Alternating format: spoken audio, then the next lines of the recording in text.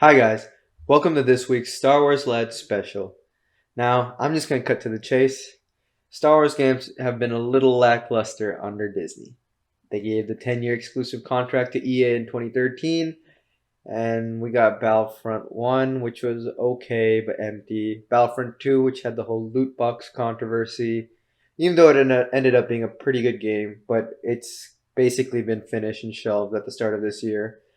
And yeah, of course, we had Jedi Fallen Order, amazing game. But besides that, and maybe the partial success of Squadrons, which was never intended to have any post game content and it's more niche, most of Star Wars the games that have been out have been not great or mostly mobile. And that's frustrating because at one point, Star Wars games were some of the best in the world. Like if you go to 2003 to 2005, what came out then? KOTOR 1 and KOTOR 2, which changed RPGs forever.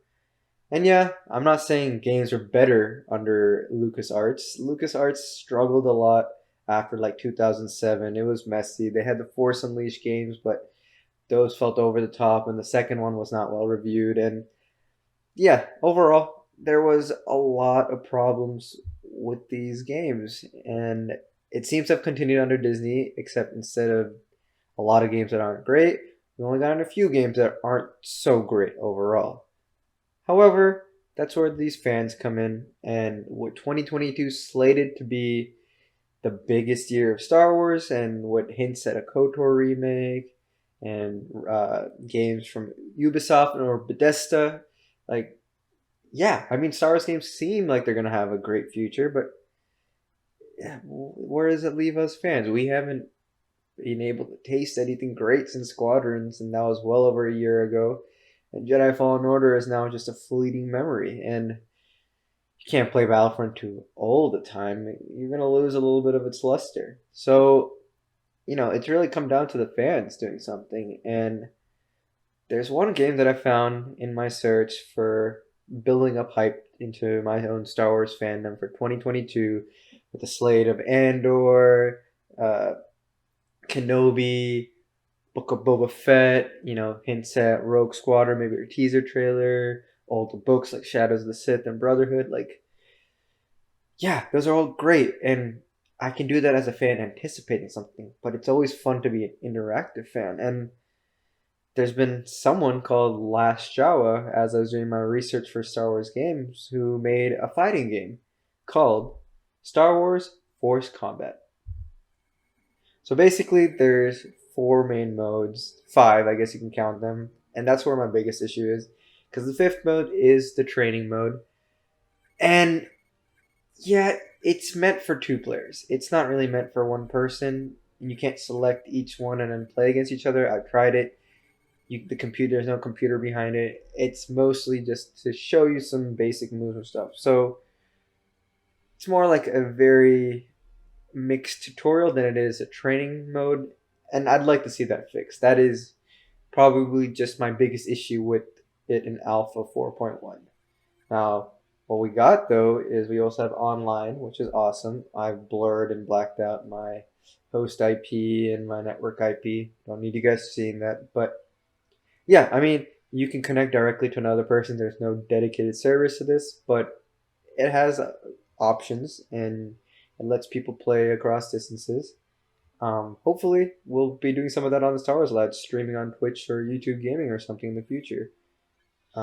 Next, I'm just going to jump into the second one, Movie Towers.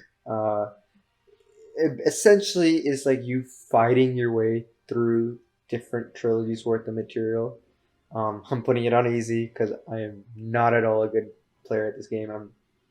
I don't really do a lot of fighting games, and in my 3 days of playing, sporadically here and there, it's just not been great. So you have to start off with the original trilogy, light side, and you start off with the Obi-Wan Maul fight in Rebels, which I think is a really awesome way to, bring in all these different eras of Star Wars, but also all the filler material in between. Filler in the sense that it's not essential to the story, but it's made the story way better, worked as great connective tissue, and this is definitely one that did. It shows how close Obi-Wan got to failing to protect Luke. I don't think there was a doubt, but the fact that Ezra fell into this trap and risked something like this. Brought a lot of emotional stakes to this fight that already has plenty of history. But yeah, I mean, this game fights style is basically uh, upper, lower kicks, upper punch, lower punch.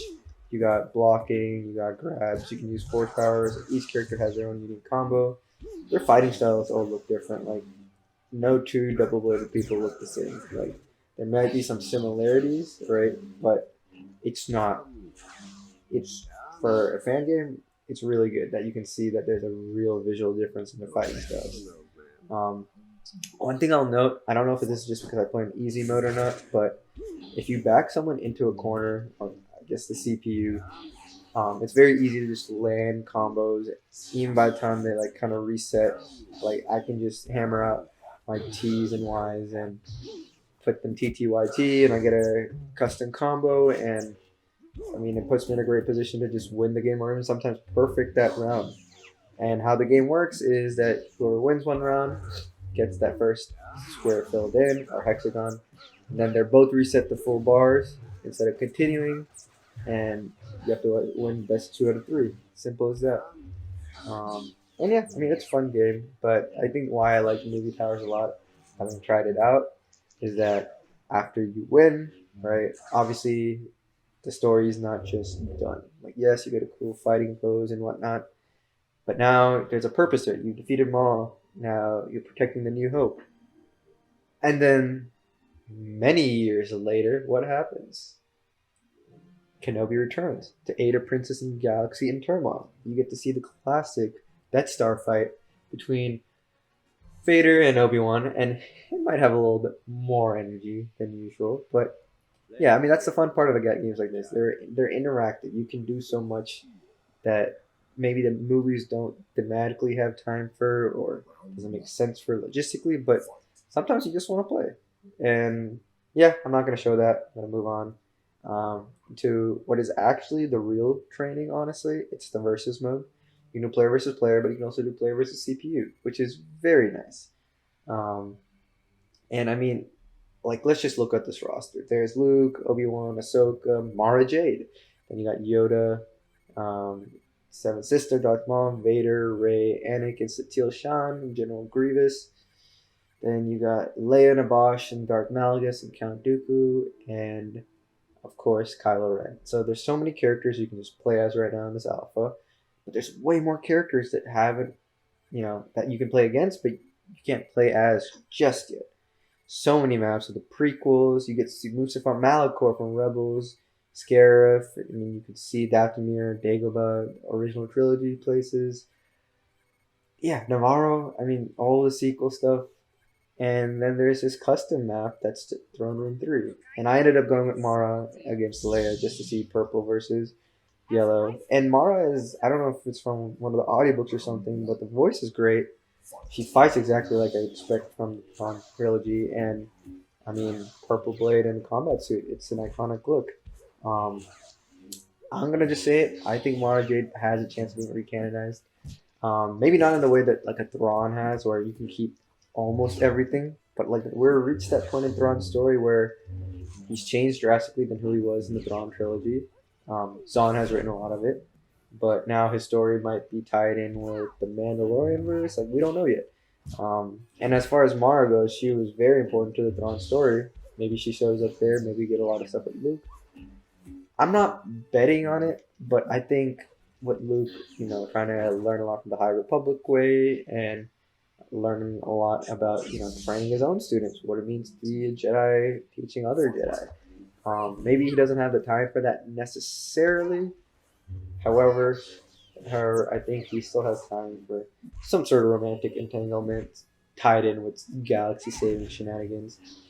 And who knows, maybe Grogu's part of the reason why they meet up together. Maybe she's not necessarily a secret force-trained member of Palpatine's spy service or whatever her complicated, twisted origin is. She could be considered as an Inquisitor, but then Palpatine takes her, and she becomes sort of like a Gallius Rex, only shows up when the time is right, and then she still gets to change into the person she eventually becomes. and because of Luke. And I think that'd be pretty awesome. And I think you can keep most of the look, honestly. She's iconic. She's probably the number one redhead in Star Wars. I don't think there's many others. And yeah, it's hard to really beat her battle poses and her iconic, um, just humor and sarcasm. I love her back. And finally, the final mode is Path of the Force. Path of the Force is kind of like Horde. It's like you're going through so many different waves. You can do up till I believe 17, survival 17 even, where you can't lose a life or you have to win every single round. These rest of them you can just win. You can lose the next one and then just replay whoever's next until you beat them and finish through that. I'm playing on easy again. I'm not good at this. But you can see characters like Mara Jade here. You can see Satila Malgus, Asajj Ventress. You got Mace Windu, Star Killer. You got Kyle Katarn, Din Djarin. There's so many characters here that are in the game files, just aren't usable yet. Can't wait to see more. But yeah, going 5 of opponents just for the purpose of showing you guys how this works. And yeah, let's just jump right into it. Oh, yeah. Took a little time for me to figure out some of the controls. But yeah, let me go with Obi-Wan. Master the Chosen One. He has the high ground. He's a great character. He's fun. Um, and yeah, I mean, there's no stories to this. You just have to go through these different set paths against these different opponents. I'm against Asajj, and obviously we don't have Asajj in Battlefront, but for a fan-made design, it looks awesome. It really does. Um, yeah, I guess kind of filtering into my overall thoughts for this game. It's great. It's an alpha, but it's great, and it really shows how much fan projects have a place in anything Star Wars related. I'm expecting to see a lot of the characters that we can't play as, but can currently play against, to be in Alpha 5 or, I don't know, Beta. I don't know if it's too early or too late till they move on to that. I mean, whoever's worked at LastJawa and LastJawa themselves, amazing work. Really, it's awesome to see, like, literally Night Sister magic for Asajj. Like, even the show didn't do that. That's how, or at least I don't remember she does that, but it's so cool. And yeah, I mean, I want training to be fixed. That's really my biggest issue, because I had to just throw myself into this and I was not great at it. I'm still not. As you can see, I don't barely block. But I mean, I hope to see a lot more maps. I hope the 2022 slate of Star Wars content is right with, possible destinations and scenes to be used as. Maybe we get to see not just original trilogy prequels and sequels, but we also get to see a movie tower of the Clone Wars and a movie tower of Rebels or something, or of some of the Mando shows. It'd be quite awesome to see that. But as far as future potential, I don't know how much more there is to really expand this game. I mean, look, these models and everything like Ahsoka's look great and all, but I think what we're seeing right now is as good as it's going to get. It can get a little bit better. Everything can get a little bit more refined. Maybe another mode, but I think that's asking a lot for a fan-made project. But, I mean, don't just take my word for it. Really jump in, find Force Combat. We'll put the link in the description. It's an awesome game, honestly. And I guess for my final thoughts, just make sure that if you have any comments or ideas or anything about this game, maybe you've heard about it before, or maybe there's some things I haven't picked up on, just leave it in the comments. We have a Facebook, we have an Instagram. We respond to comments everywhere. So comments on YouTube, our Facebook page, on a podcast page that we're part of, or just on an Instagram post or story. We will talk about it, and we will even feature it on our Friday shows. We really do try to do that. We're really trying to develop this relationship with the fandom. Again, make sure to like and subscribe to us. If you really enjoyed this video, again, leave all the feedback that you can. If you want to listen to our shows, we do a podcast version of our Friday show on Anchor, and then you can select Apple Podcast or Pocket Cast or something else, whichever one works for you, whichever platform you prefer. Obviously, they'll also be on YouTube. We have a show every Monday, Wednesday, Friday. Mondays usually are special, Wednesdays are comics day of, and Friday is just news and leaks. And I mean, if there's anything you want to let us know about, and if you want to see us stream maybe this game or some other Star Wars games, let us know in the comments. We really want to continue developing just the variety for this channel, and we hope these specials especially, yes, specials especially, really do make you guys interested in learning more about what we can say and offer to the fandom as a Star Wars lads. Thank you very much.